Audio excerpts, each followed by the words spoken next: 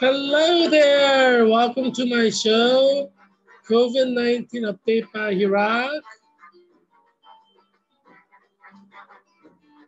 It is December 11th, 2021. Yeah, so today is National Pharmacist Day. Yeah, we value pharmacists. I collaborate with pharmacists at Virginia Hospital Center to provide medications and, all the things that the patients need in the pharmaceutical department. We have great pharmacists, they provide great service. So I celebrate National Pharmacy Day and cheer the pharmacists at Virginia Hospital Center, where I work as a registered nurse. So, life is what you make it. So make the best of it, right? And pharmacists, they're making best of their life by helping people live and not die from COVID-19. Yeah, it's a bad time right now in America. A lot of people are dying. And pharmacists are very important right now in America. As a lot of patients get COVID, and a lot of people are dying in America right now. So we celebrate with the pharmacists, on the Pharmacy Day. But as you know, Martin Luther King Jr. birthday is coming up pretty soon. I can't believe it. It's been 1 year since I sang at Kennedy Center with Chaka Khan, Chaka Khan, Chaka Khan. Chaka Khan's great, she was the soloist for our Dr. Martin Luther King Day celebration with the Georgetown University Let Freedom Ring Choir. And you see the perspective from where I sat before the performance. I'm sitting there, right, facing the crowd, feeling Virginia, well, it's not Virginia, it's Washington, D.C.'s Kennedy Center. It was a packed house, as you can see. I took a photo with a couple of choristers. Most of us were from Georgetown University. People work at Georgetown, students from Georgetown, professors from Georgetown. But there were some community singers who also joined us. It's an annual tradition at Georgetown University to sing at the Kennedy Center in the Let Freedom Ring Choir. Like if you watch the video from last year's performance, you'll see me singing and swaying and clapping with Chaka Khan, Chaka Khan. I also sang the year before that. So I sang with the Let Freedom Ring Choir 2 years at Georgetown University when I was there. I was gonna go as a community singer this year too, but COVID-19 in, and there's no Let Freedom Ring Choir singing on Dr. Martin Luther King's Day. Yeah, it's pretty sad right now what's going on in America.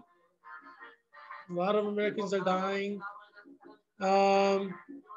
And obviously this year we can't celebrate Martin Luther King's birthday like we could, or we should, or we would have, and it's kind of sad. I would have been there singing at Washington, D.C.'s Kennedy Center in the Let Freedom Ring Choir. It would have been like a reunion, seeing everybody again at Georgetown University who sing at the choir. I was really looking forward to that, but I guess that won't happen this year.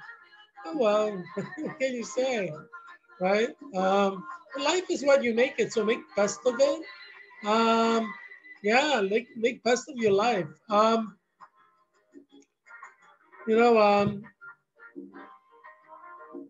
The recorded death in the last 24 hours is 1,988. A lot's happening right now with the Capitol Hill and a lot of brouhaha going on, impeachment. stuff. So the numbers of death are probably fewer than what really is, right? A lot of things are happening now. It's kind of confusion and chaos in America. But probably more like 4,000 people have died in the last 24 hours. You know, yeah, it was Sunday yesterday. It was Sunday yesterday. Today's Monday. So yeah, people are still trying to catch up with things, and there's a lot of stuff happening in America. It's really sad what's happening in America. You know, the nation is kind of imploding. Um, you know, if we are one nation under God, submit to God's law, our nation would be so much better. But when we, as a nation, try to go away from God, you know, things just go out of whack. You know, and that's why we're seeing right now, our nation is becoming unhinged because you know there are lawmakers who are rejecting God and the Holy Bible.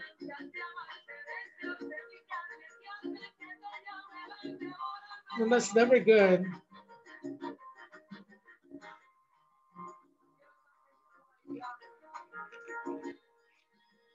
This thing is pretty good. Canada Dry, cranberry, ginger ale, no sugar. Yeah, it's good stuff. Uh,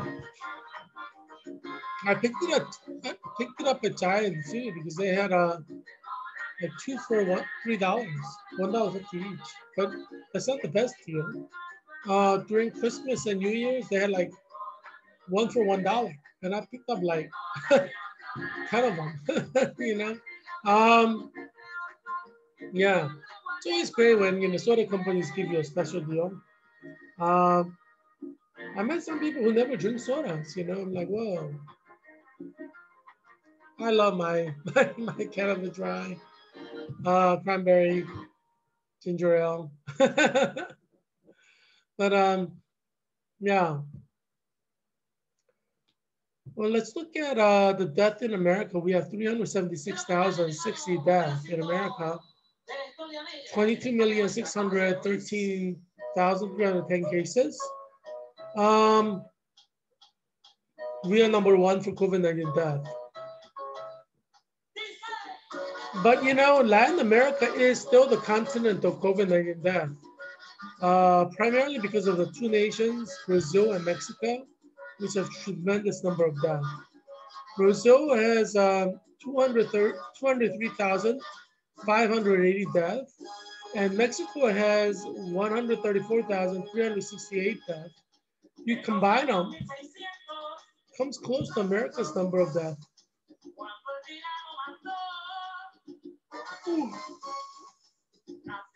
Oh yeah, I worked Sunday shift yesterday.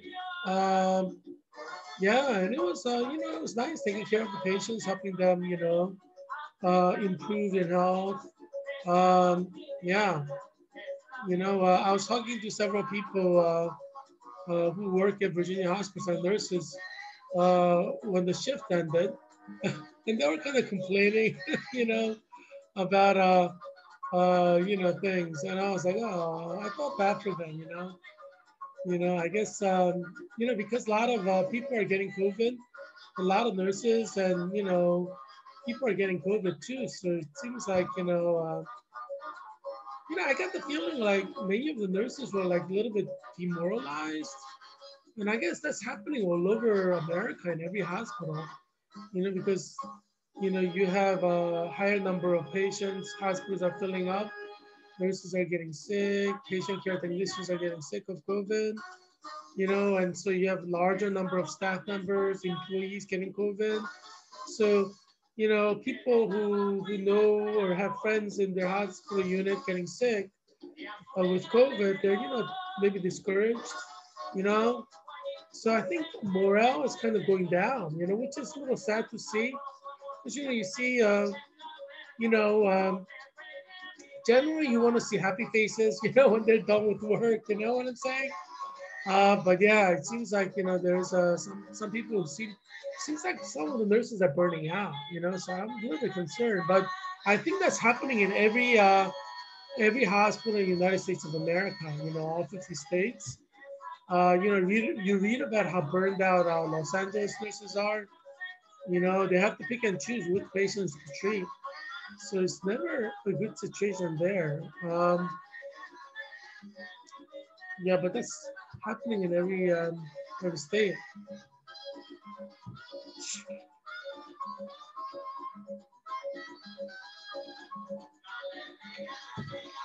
So, yeah, I mean, the bad thing is that we have like January, February, March, April, May, basically 5 months, maybe until June, 6 months to go. Um, we're gonna have like thousands of deaths every day until then. Yeah, so I can see why people could be discouraged, especially nurses and hospital employees, because that's where everything's happening, right? I mean, you may get COVID outside the hospital. When you get it, you come into the hospital. So that's like the emergency hub of COVID. So I feel for the nurses. I was tweeting with several, not tweeting, but we CNL 2020. We have a group email, so we were communicating with each other, and one of my friends from CNL 2020 says she has several COVID COVID patients that she's treating, and you know, uh, and like a lot. I don't think you could even kind of see like some of the. I think many of them are just like they're like depressed. I think because like I was chatting away with Billy. Hey Billy, Billy's back in Texas. Billy Sneed, who went to United States Navy Academy. He has a family farm in Texas. He's a farm boy. you know, but he's a U.S. Navy officer. He's been a U.S. Navy officer for 20 years, and he was in clinical nurse leader program, and he graduated with me and 20 other people, 25 altogether. And he was trying to find a job in Texas, and he was struggling. But finally, he got a job. So congratulations to Billy. Give me five, Billy. So he's working as a nurse in Texas. He found a job in his home state. He always had like Texas flag behind him when we had Zoom classes. And Billy was kind of like sharing that he bought a house in Texas. So he was pretty excited about that. I was happy for him, uh, you know, all he has to do is find a nice wife, but and then have a lot of little kids, Billy's running around. But yeah, he bought a house in Texas, and he's now started a RN residency program in a Texas hospital, oncology unit, like, with cancer patients. So that's where he's working. And so it was really nice to hear from him, and he seemed very happy, which is good. And Betsy, Tony, yeah. she she's one of, I think she was the oldest female nursing student in our program. She worked for the U.S. government for over 20 years. I guess in the Treasury or financial sector. Maybe it was Department of Treasury or something like that. And then she retired from that and she's probably collecting big fat paycheck pension. But she went to 2 years of nursing school with me and Billy, and she graduated with us. So she was saying that she got a job as an oncology nurse in the RN residency program. So, it's good to see like, fellow CNL members getting, working as nurses right now.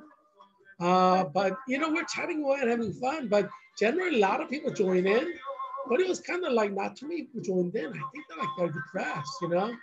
Um, so I think it's like nurses who are working in hospitals are getting demoralized. Like, you get that feeling, Billy and I are chatting away, we're all excited because, we're full of life, but, and Betsy jumped in and, Lindsay jumped in. And so we were kind of chatting for a little bit, but generally it's much more lively.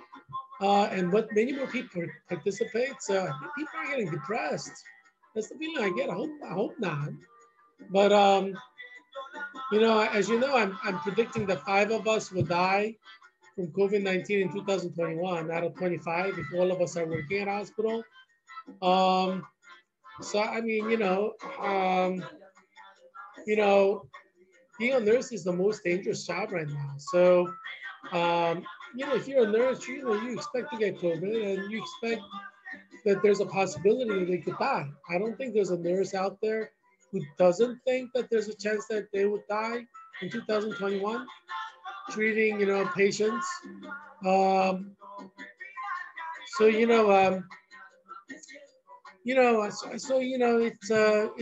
a little bit of a, I think a lot of people are hitting reality as number of patients increase. Or a lot of nurses are getting COVID and they're out of commission. You know, I think hospitals are kind of hitting a reality check. They're realizing that it's only going to get worse, and I think people, at the units experience that first, because executives are kind of like out there, but hospital units, you see like, some hospital units like ICUs, you have hospital nurses getting COVID, some of them ending up in ICUs, you know, nurses treating their own colleagues, and they see their colleagues struggling for life, for death. Um, and that's happening in every hospital right now. So it could be a little bit discouraging and demoralizing for nurses. I can see that.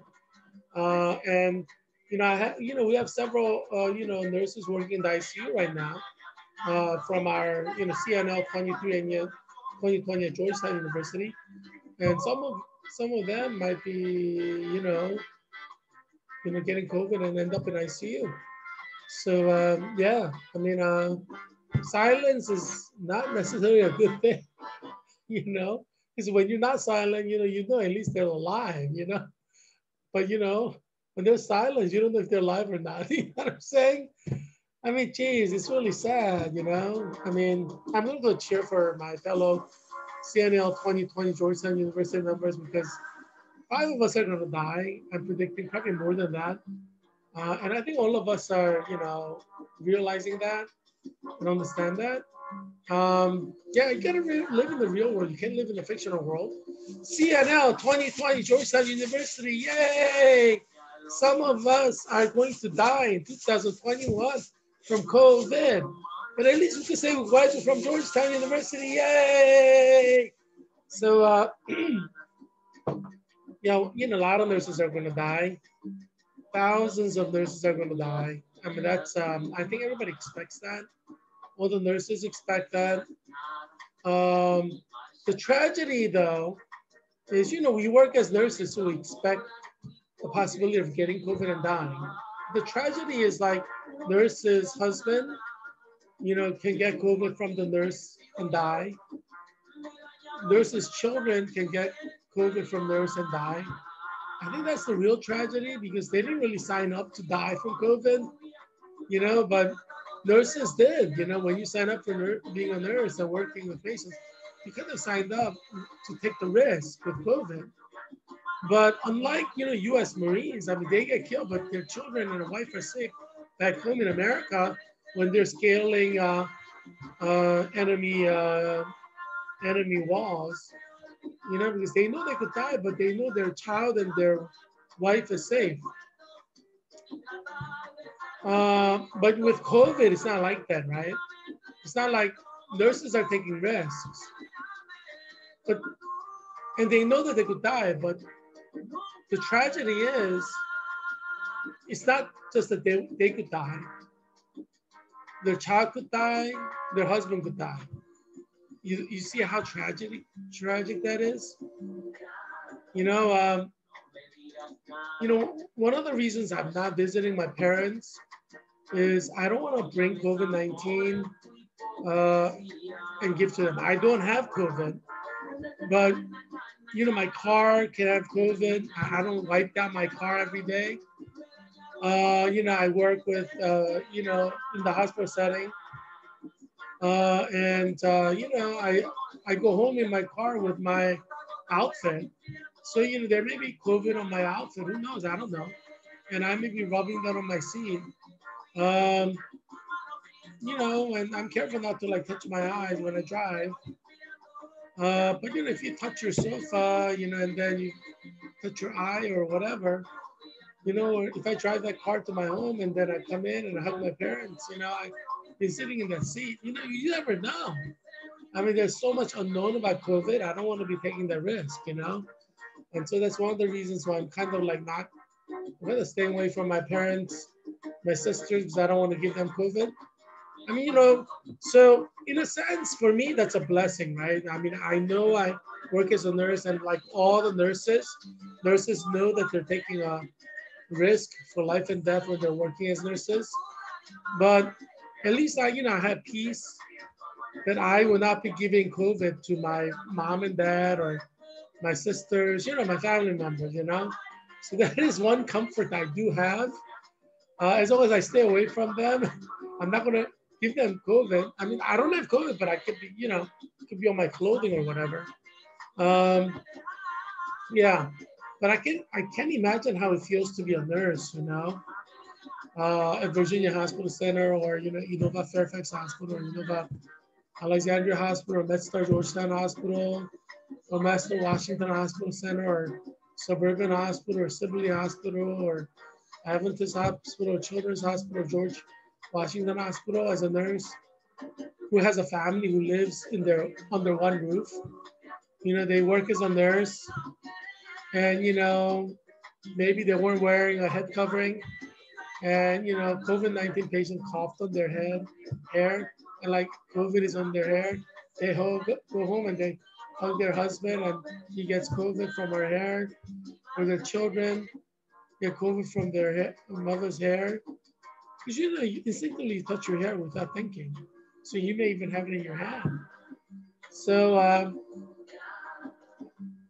bet some nurses' children die that way, or their husband, and they get COVID and die that way. So I wonder how it feels to be a nurse who goes home to a husband and children. Every day they work. I mean, they're taking a risk. Like they could be the time bomb going into their home with COVID.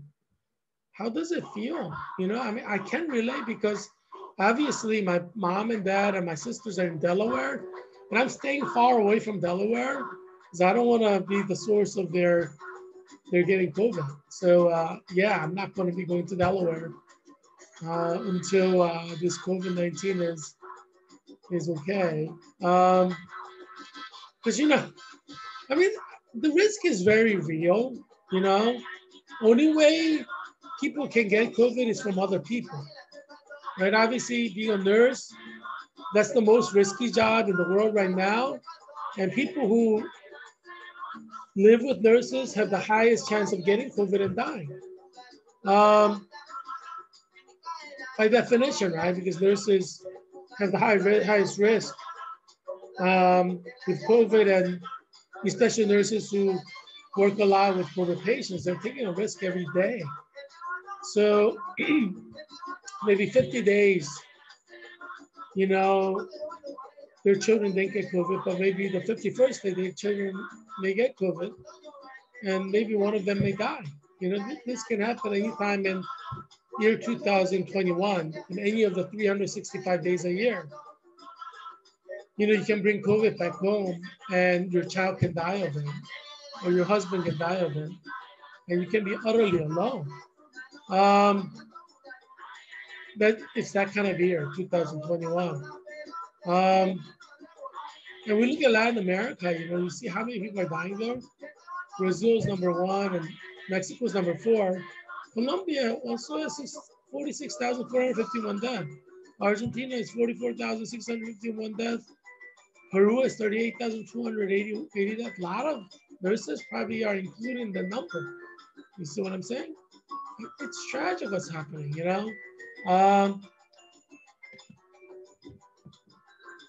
Yeah. But there's another tragedy, as you know. Nation is kind of headed toward violence, and we have an inauguration ceremony for President-elect Joe Biden on January 20th, the big question is what's going to happen? You know, would there be a massive violence on that day in every city in the United States, burning, looting? Will people create pipe bombs? Will some people create like improvised explosive device? You remember Timothy McVeigh, the domestic terrorist in Oklahoma? You remember like the whole building was gone because of this homemade improvised explosive device that Timothy McVeigh made. Are we gonna have like Timothy McVeigh's like exploding a massive explosive device all over America? I mean, you know, how many of them will be out there? Are they going to be evil and plant those domestic explosive devices in a crowded apartment complex where people are self-isolating at home with their children, with result that thousands died by one building collapsing, apartment building collapsing? Are we going to have something like that? We just don't know yet, you know, what's going to happen. Are we going to have enemies of America like Cuba, Venezuela, China, North Korea, Russia, using that opportunity as a pretext to inflict damage and harm? And think of it this way, there may be crowds of people trying to celebrate that day, like people who voted for Joe Biden. You know, is it going to spread COVID-19 exponentially like during Christmas and New Year's? Will January 20th also spread COVID-19? Will people target crowds of Joe Biden celebrating, Joe Biden support celebrating in every city? We don't know what's going to happen, you know? Will China, Venezuela, Cuba, enemies of America, take this opportunity to detonate an improvised explosive device in areas where people are celebrating and make it look like, Trump supporters did it in an effort to start like a conflict, violent conflict? You know, I mean, you don't think Venezuela is capable of trying to do that? Or Antifa, or Cuba, or China, or Russia, or one of the enemy countries of America? You don't think they're capable of something like that? So we don't know. And let's not forget, we still have Islamic fundamentalist terrorists too, you know?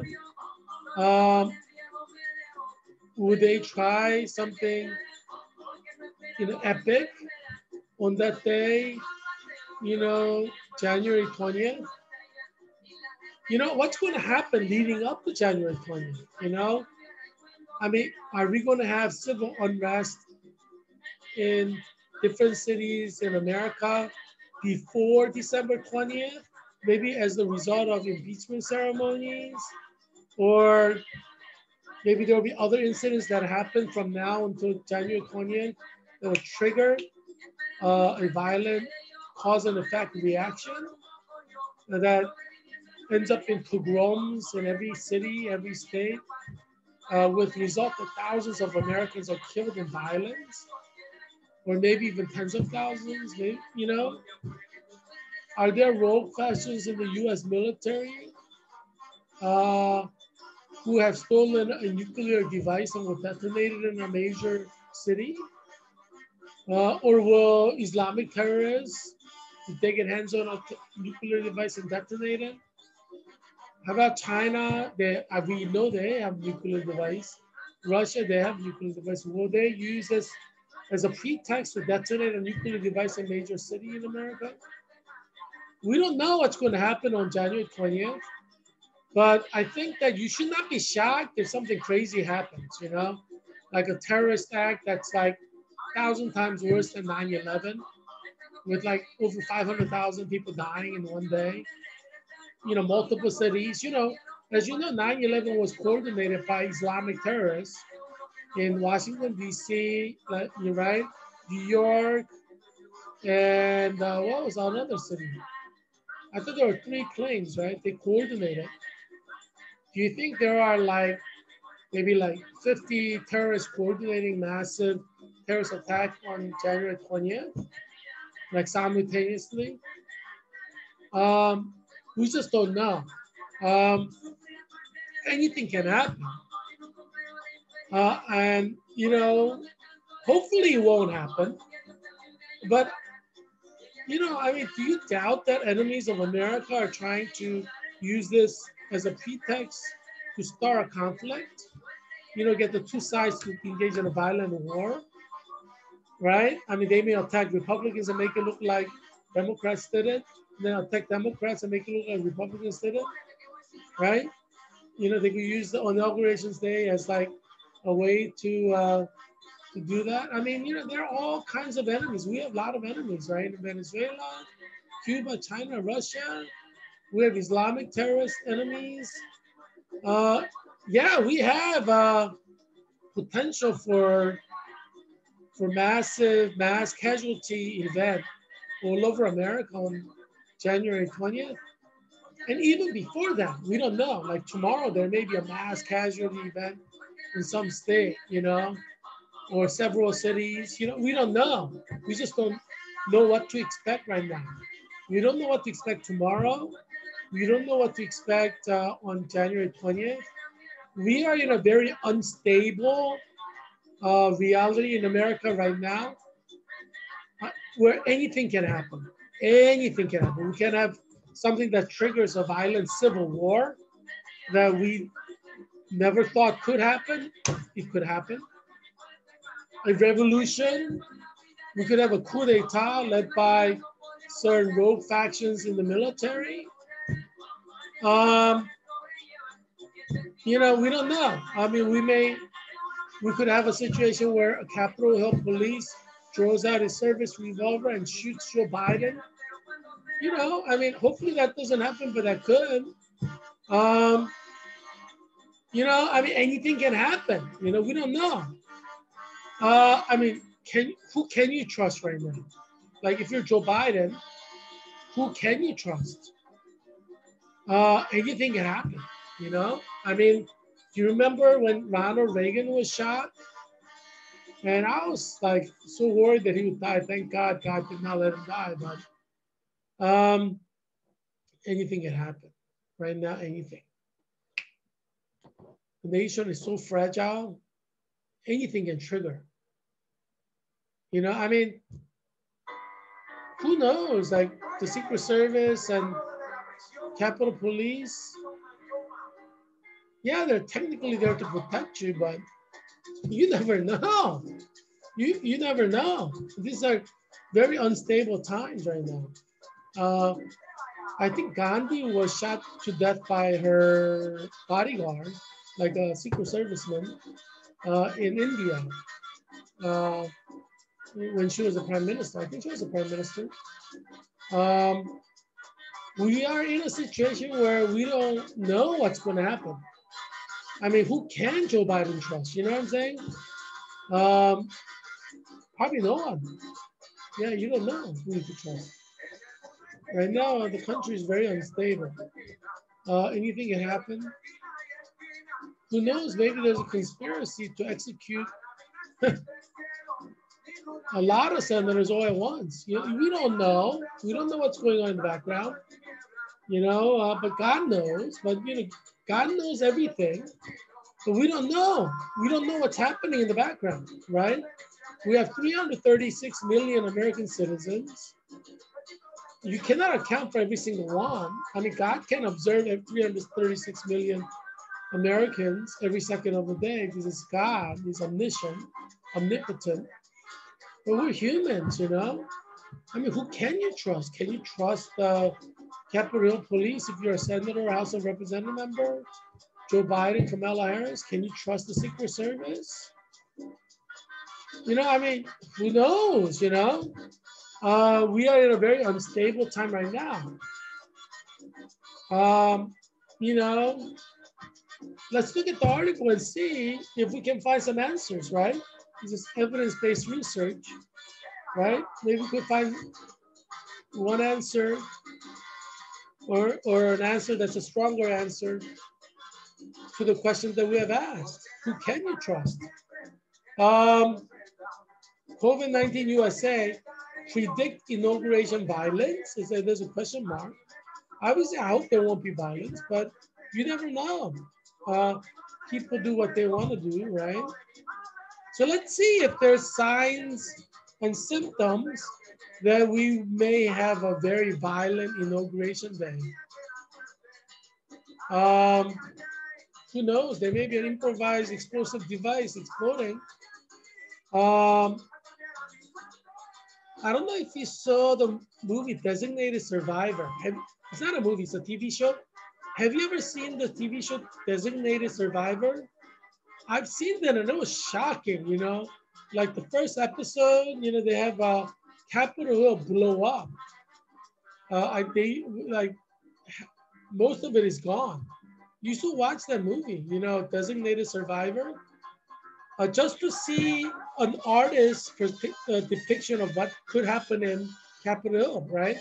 Filmmakers, actors, actresses, screenwriters are envisioning a possibility of Capitol Hill detonating, and in this TV episode, like most people die. Yeah, you should see that show, Designated Survivor. I don't know who created that show. ABC, NBC, CBS, Fox, WB. You know, I don't know. I don't think it's the Hallmark Channel or Disney Channel. But you should see the episodes. You know, it's kind of convincing, the scenarios. Yeah, watch the episodes. The first episode, especially, Designated Survivor. You can watch it on Netflix, and it's free. I don't know where else you can watch it, but I watched it on Netflix. Designated Survivor. Yeah, I mean, who knows what can happen, you know? And I think the scenario there is possible now in 2021 America. When I saw it, it was like 2019, and I was like, that can't happen. You know what I mean? It's so far-fetched. But now, you know, 2 years later, in 2021, I don't know. I think the scenario is feasible. And, you know, you watch the show and tell me what you think. So the first article is 2 Capitol police officers suspended, 1 arrested amid investigation into cooperation with mob. I mean, I don't know. It sounds a little bit paranoid. The problem with paranoia, I don't know if you saw Lady Macbeth. Out spot, out damn spot, you know, in Lady Macbeth, in the play Macbeth by Shakespeare.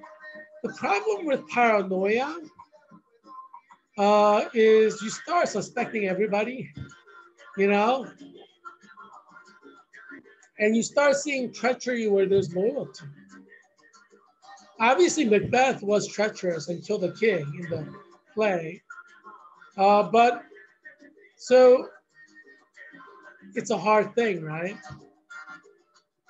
You don't know who to trust because the play Macbeth by Shakespeare starts with a war where the king has his right-hand man, Macbeth, and they fight a traitor and wins a war, right?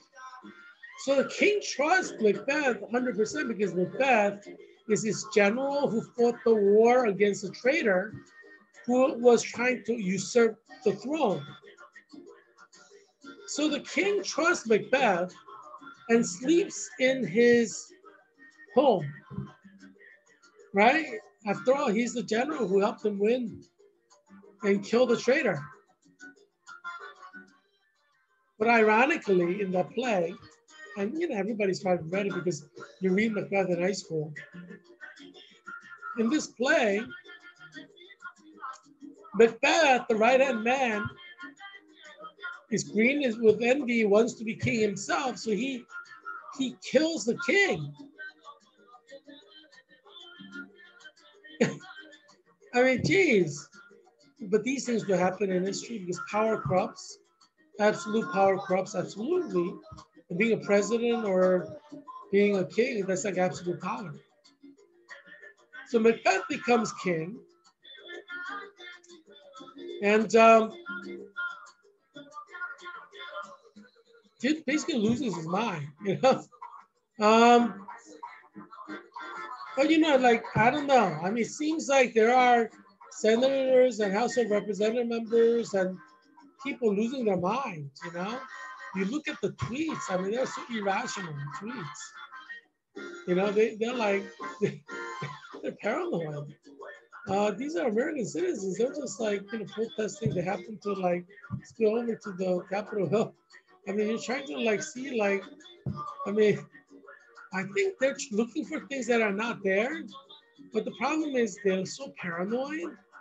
Um, they may end up creating monsters. You know, it's like self-fulfilling prophecy. You know, these protests were all innocent. You know, they weren't intended to do any senators harm or House of Representative members harm, but you know, when they act all like paranoid, I mean, you know, it becomes a self-fulfilling, it could become a self-fulfilling prophecy, you know? Yeah, I mean, I encourage every senator, every House of Representative member to reread Macbeth by Shakespeare, or watch a video if you don't have time to read it. You know, because that plays acted out on video. You can see on like, you know, YouTube or Netflix. Yeah. So sometimes paranoia causes uh, faithful, loyal people to become unhinged. Yeah, because people are people, they have feelings, they have emotions. People don't like it when you don't trust them. Yeah, so sometimes mistrust creates treachery. Yeah, we see that in the literature too. Shakespeare's plays, but also in a lot of different novels, short stories. You know, a person who is totally loyal becomes treacherous after paranoia of mistrust. And you may have seen that with your girlfriend too. Let's say you're a guy out there has a beautiful girlfriend. She's 100% faithful to you. When you start accusing her of having, you know, cheating on you with another guy, and she may be so pissed, she may go and cheat on you with another guy, although she never did that. You know, I mean, you know, you see movies of that, you read the stories of that, and these things do happen in real life.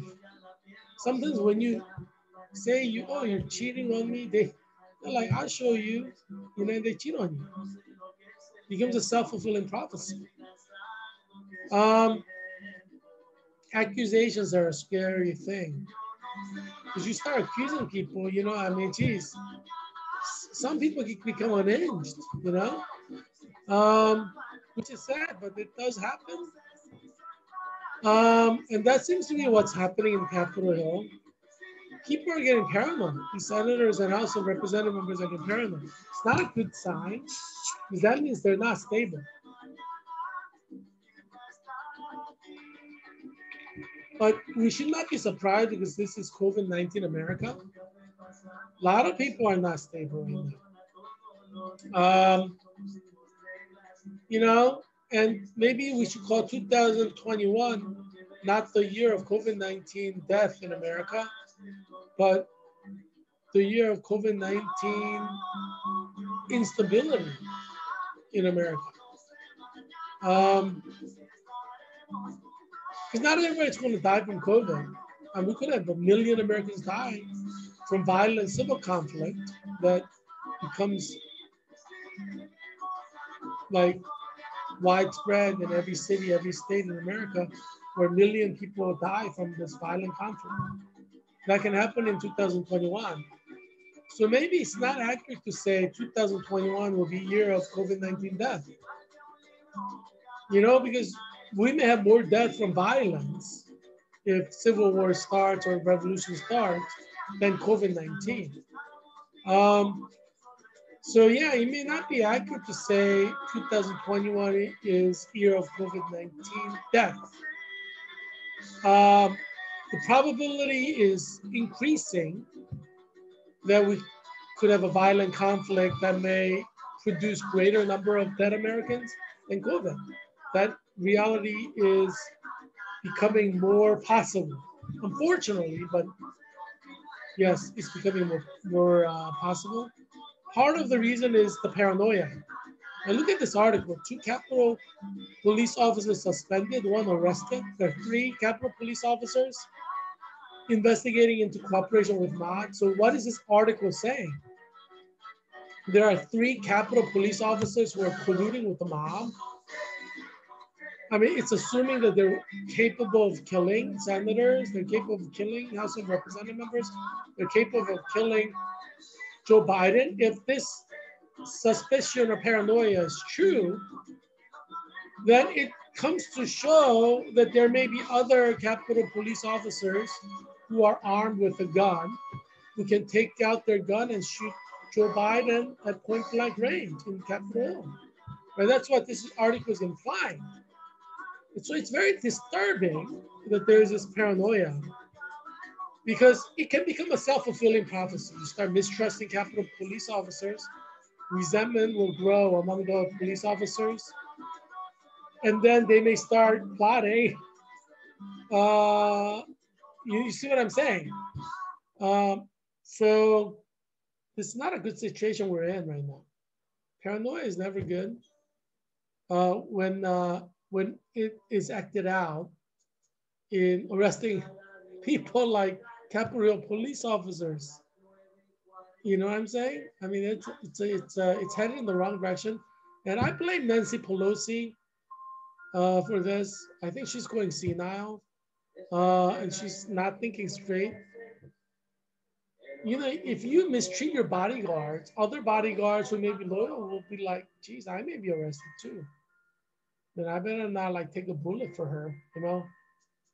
Or they may even start plotting something because of the paranoia. Because of cause and effect in history.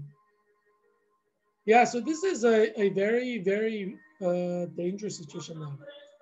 I think the worst case scenario is if one of the Capitol Hill police officers takes out his service revolver and shoots Joe Biden in the head.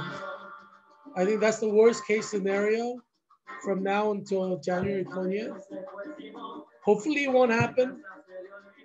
Or, you know, Secret Service may do that because they may also become unhinged because of this paranoia, you know, because until now, we trusted every Capitol Police, every Secret Service, and that trust gave them confidence and pride in their work. When they've been treating them like suspicious criminals, you know, they may resent that. And resentment can be a scary thing. So I think the chance that Joe Biden will be assassinated has gone up at least 10,000% as a result of kind of paranoia, crackdown on Capitol Police. I mean, geez, they're the ones who are supposed to protect you. And if you're paranoid like that, who are you going to trust? Yeah, it's a sad reality right now. And in a sense, you create your own bad luck. You could have been generous and say, hey, you know, it got out of hand, let's move on. I think that would have been the smart thing to do. You know, but unfortunately, Nancy Pelosi is paranoid. She's doing crazy stuff. She's being a crazy woman. So 2 Capitol Police officers suspended, 1 arrested, amid investigation in cooperation with mob. This is like McCarthyism, you know? And these liberal progressive have become unhinged. Sad. Let's read the article. At least 2 U.S. Capitol Police officers have been suspended. At least, it says. And 1 has been arrested for interaction with President Donald Trump's supporters who violently stormed the U.S. Capitol last week. A House lawmaker said Monday, as speculation persists that elements of the police force tasked with protecting Congress may have cooperated with the assailants.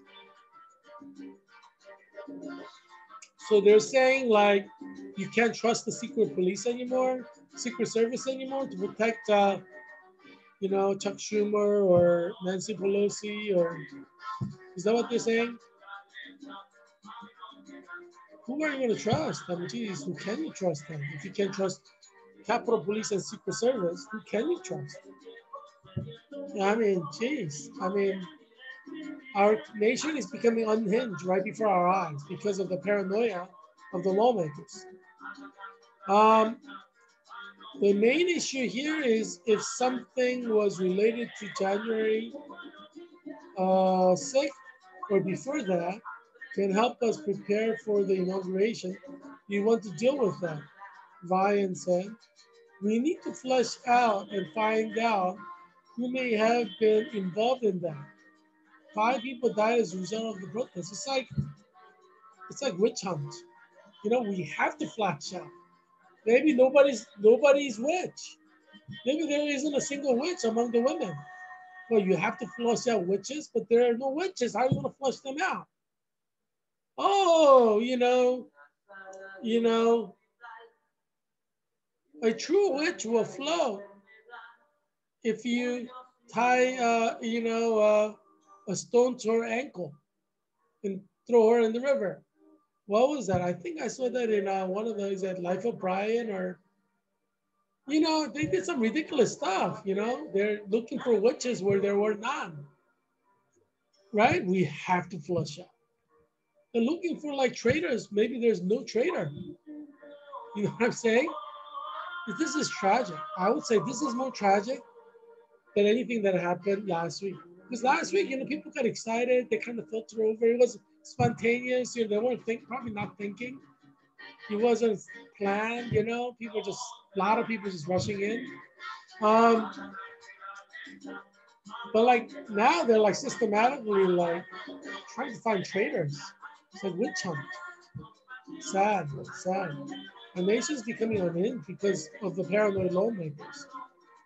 Second article, Capitol police officer dead by suicide after responding to Capitol riot. So the second article, important content, is a 15-year-old veteran of U.S. Capitol Police. So he was there protecting President Barack Obama. Has taken his life after responding to Wednesday deadly riot in the Hall of Congress. So they're unstable right now. And would you be unstable if you were accused of being a traitor? Maybe he shot himself because he was accused of being a traitor and he wasn't, but you know, he became unhinged. Sources say Liebengood was off duty when he died Saturday. So that was like 2 days ago. Liebengood joined the force in 2005 and was assigned to the Senate Division. He is the son of former Senate Sergeant at Arms, Howard S. Liebengood. Liebengood's death adds to the turmoil among law enforcement at the Capitol following Wednesday's riot. It's really sad what's happening. Third article. Who is Stephen Soon, the Capitol Police Chief, resigning after DC riots? So you have all these expert, trustworthy people resigning. I mean, how safe do you think Joe Biden will be in that Capitol with all the new people coming in? They could be traitors. They could be agents of Russia or China. Double agents of Russia and China. Who knows? Yeah, I mean, yeah. I would say this makes Capitol Hill less secure than it was last week. So let's read the important part here. Soon joined U.S. Capitol Police in 2017 as its Assistant Chief of Police and Chief of Operations. He became the Chief of Police uh, in, in June 2019. Prior to those roles, Zun served more than 25 years with Metropolitan Police Department in Washington, D.C. According to a biography of him on the USCP website, during his career, Zun coordinated a number of national special security events by the Department of Homeland Security to include the 2001, 2005, 2009, and 2013 presidential inaugurations. So you're gonna have this guy resign? Yeah, good luck with a safe inauguration. He's probably one guy who could have given you a safe inauguration. He knows all of his men. He knows what the problems could be. He's experienced problems, I'm sure, that he neutralized in all those presidential inaugurations that he participated in. And now he's gone. Geez, you know, you lose the best people. What are you gonna have? Very unstable Capitol Police.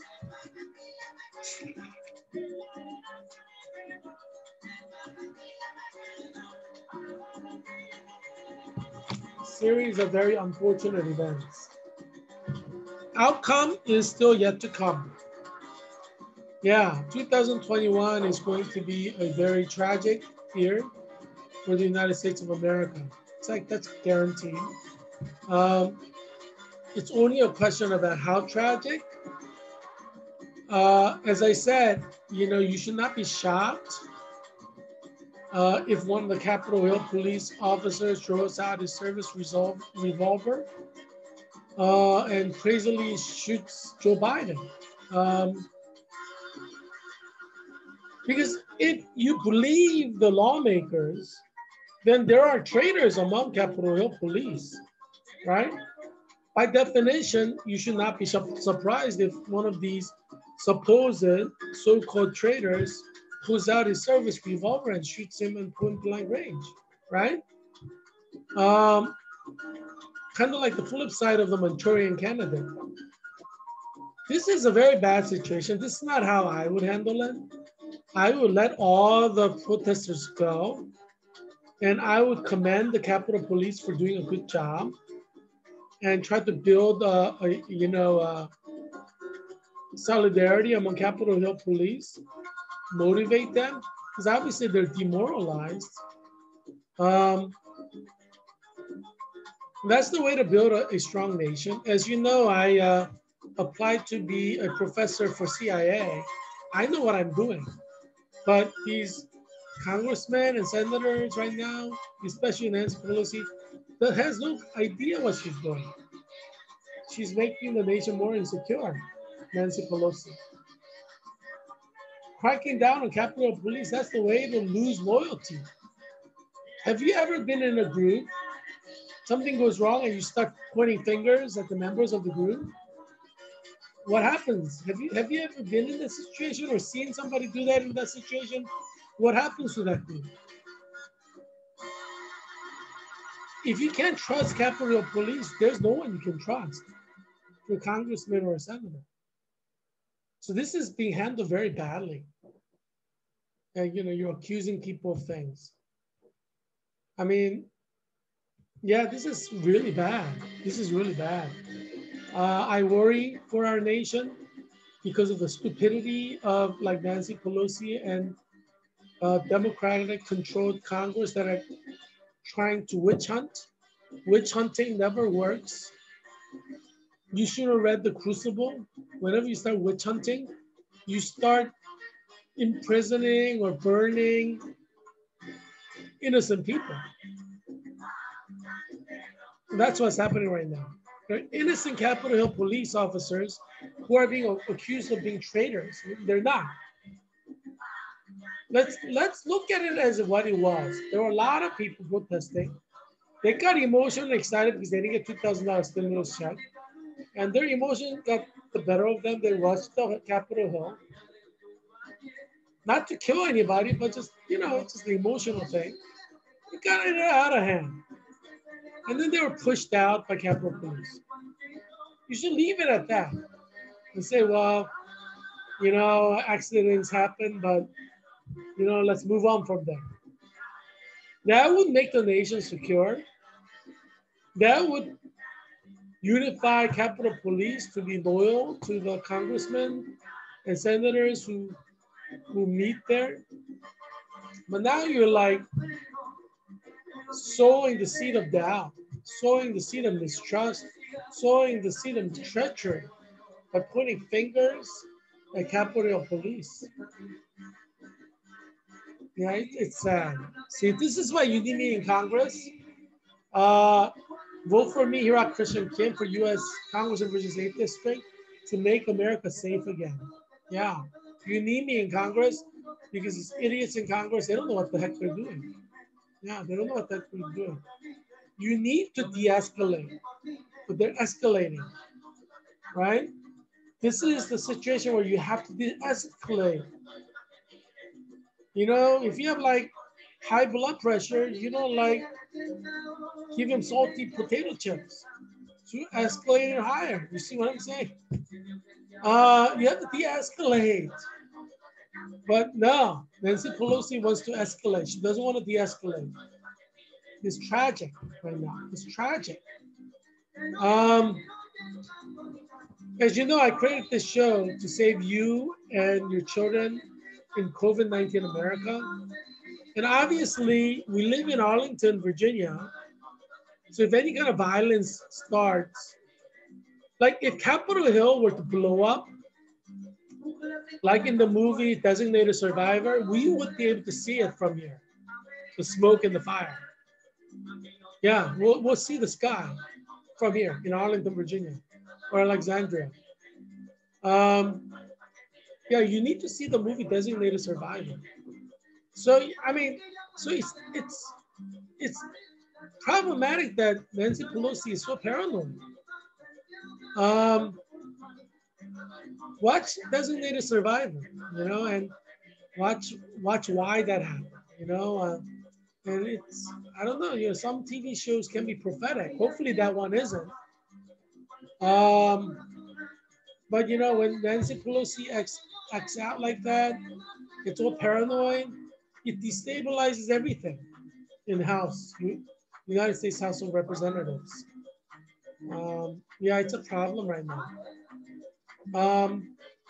That's why, unfortunately, you gotta expect anything. Anything can happen from now to Inauguration Day, during Inauguration, after Inauguration.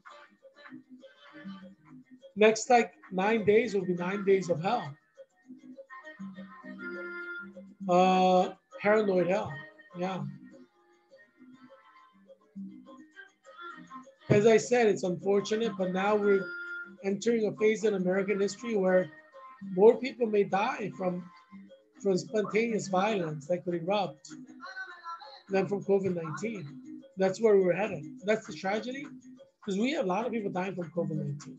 We don't need instability in the political realm that Nancy Pelosi and House of Representative Democrats are creating right now. We don't need this. But it's tragic. Yeah. I'll bring you more facts tomorrow. Obviously, we've got to monitor both COVID-19 and developments. As you know, I'm a professionally trained historian.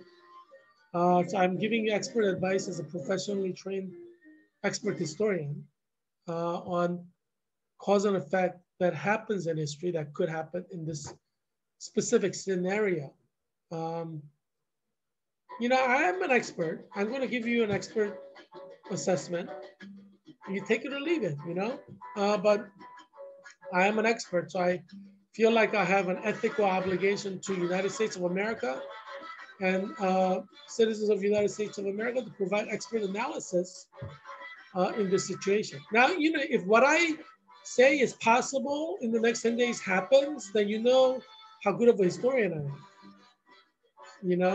But this is what FBI does, analysis, right? They do profiling and analysis. But FBI needs great trainers, like CIA needs great trainers. That's why I applied to be a professor to train CIA agents, because you're only good as your teacher who trains you.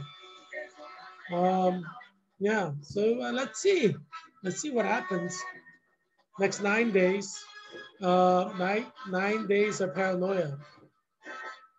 Anything can happen. See, you have to be a historian like me to understand what can happen in history. You'll be shocked at what can happen in history. You can be shocked. Yeah.